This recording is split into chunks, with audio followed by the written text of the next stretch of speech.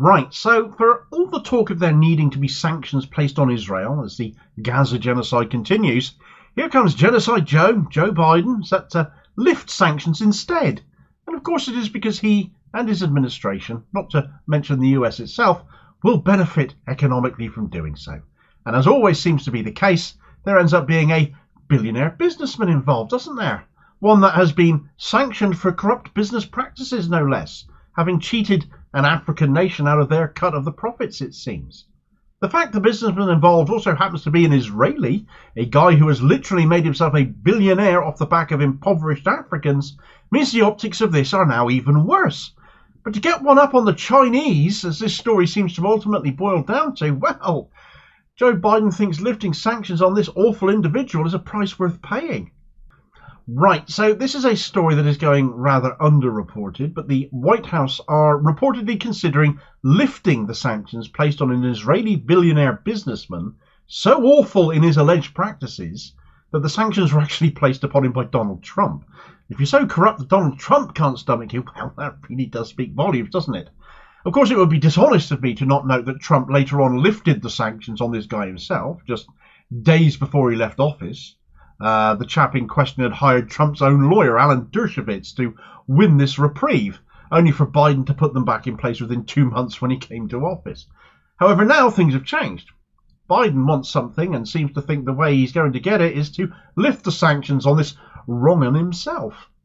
Now, far be it from me to imply that Israelis, having been born, raised and living in Israel, see nothing wrong in punching down on people they consider inferior or worth less.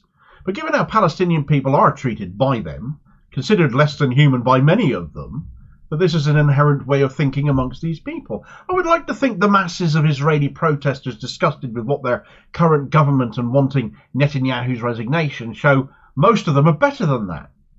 However, looking at this billionaire and how he gained his fortune, it's easy to think that some at least really are raised to think they are better than others, and that lesser beings are there to be exploited.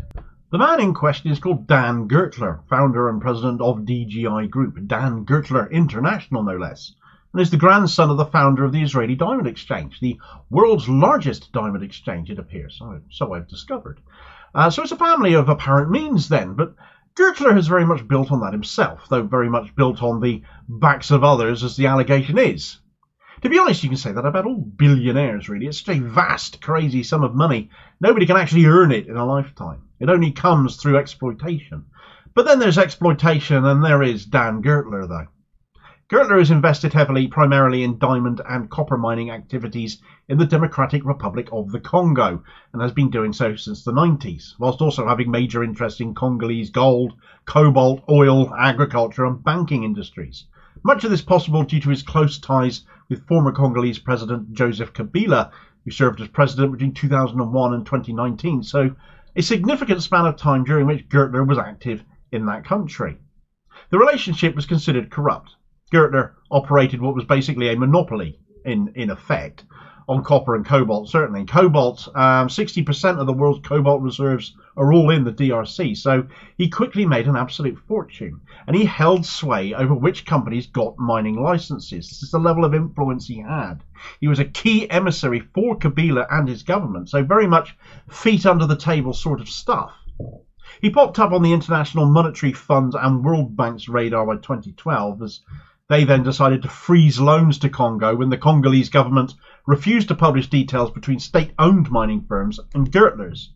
And when one of Gertler's partners, the Eurasian Natural Resources Company, or ENRC, bought themselves out of their partnership with Gertler at a cost of £340 million, it soon became public knowledge that Gertler's mining operations and his personal fortune were from looting Congo at the expense of its people.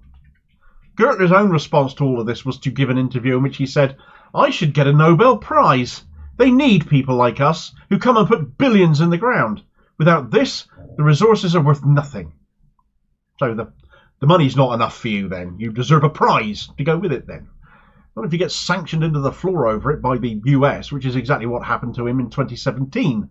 Lifted briefly by Trump, as aforementioned, but now sanctioned again. So why is Joe Biden now considering lifting the ban on this widely regarded as corrupt businessman, especially given the optics of him being Israeli, given what Israel is currently doing in Gaza, and that Biden is also overtly supporting, arming and supplying to a far greater tune than any other nation going. It's a bit hypocritical that a guy like Biden, who shows such preferential treatment for Israel at the expense of Palestine, has sanctioned a guy who has looted Congo at the expense of its people. You'd think they had more in common than at first sight, wouldn't you? Perhaps that is actually the issue at heart here. Well, actually, the issue seems to be China. Yes, let's shake this video up even more. It's a bit of a globetrotter, this video, isn't it? We've gone from the US to Israel to Africa. Let's go to China too with this story as well. Because the crux of the matter is the mineral wealth in the DRC, and due to Gertler's actions leading to Western sanctions, on the flip side has been the fact Gertler is so entrenched in DRC mineral deals and influence, access to Congolese mineral wealth has become a lot harder for the West, but not for China. The copper and cobalt deposits are crucial components in the manufacture of electric vehicle batteries, and the West is finding itself increasingly reliant on China to get these minerals from.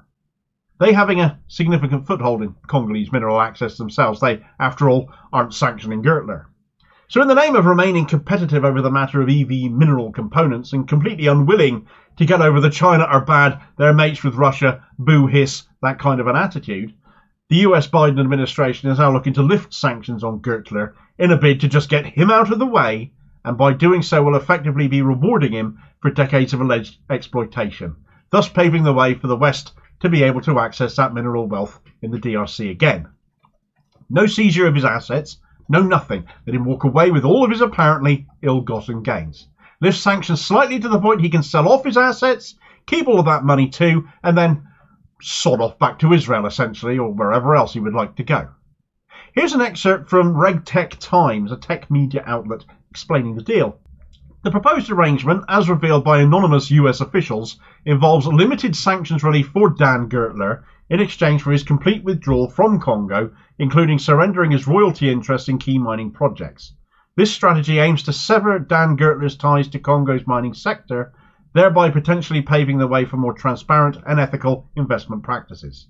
Key components of the deal include 1. Relinquishment of royalty streams. Gertler would need to give up his royalty interests in major mining projects, such as those controlled by the Eurasian Resources Group, ERG, and Glencore plc. 2. Auditing and escrow. Gertler would be subjected to an audit of his assets, with half of any proceeds from royalty sales being placed in escrow. And 3. Legal concessions. As part of the agreement, Dan Gertler would be required to drop lawsuits against various individuals and organisations that have investigated his activities, including members of the Congo is Not for Sale consortium. This proposal underscores the Biden administration's pragmatic approach to foreign policy, balancing the need to uphold anti-corruption standards while advancing strategic economic interests. US economic interests, in other words. Now, the aforementioned Congo is Not for Sale consortium are not happy at all with this, arguing that allowing Gertler to walk away with the profits of his corruption only perpetuates corruption. And there is also the distastefulness of choosing to negotiate a deal with someone who appears to have conducted his business for decades with scant regard for the morals or ethics of his actions, and thusly that reflects on any deal which allows him to walk away with his plunder, when the only reason really at the end of the day the Biden administration can point to over this being to point over at Xi Jinping and say, "But China!" It's all very weak and pathetic. The other side of this is, would Biden go down this road if the guy wasn't Israeli as well? Does that have any bearing on any of this? And people will absolutely ask that question, even if it is completely irrelevant, especially of the Biden administration, who are far too close to the Israeli government. But then all US administrations seem to be too close to the Israeli government. The timing of all of this may just be really unfortunate coincidence on Biden's part, but it still means questions will be asked as to what his motivation to do this, and do this now, really are. This is the Biden administration getting involved in another African nation's business as well. It didn't go so well for them doing this further up north, up in Niger, as I spoke about in this video here. The Nigerian government so fed up with the Americans, and again Israel comes into this story too, that they've just thrown the US out. A recommendation for your next watch if you care to stick with the channel and find out what all that was about. And I'll hopefully catch you on the next vid. Cheers, folks.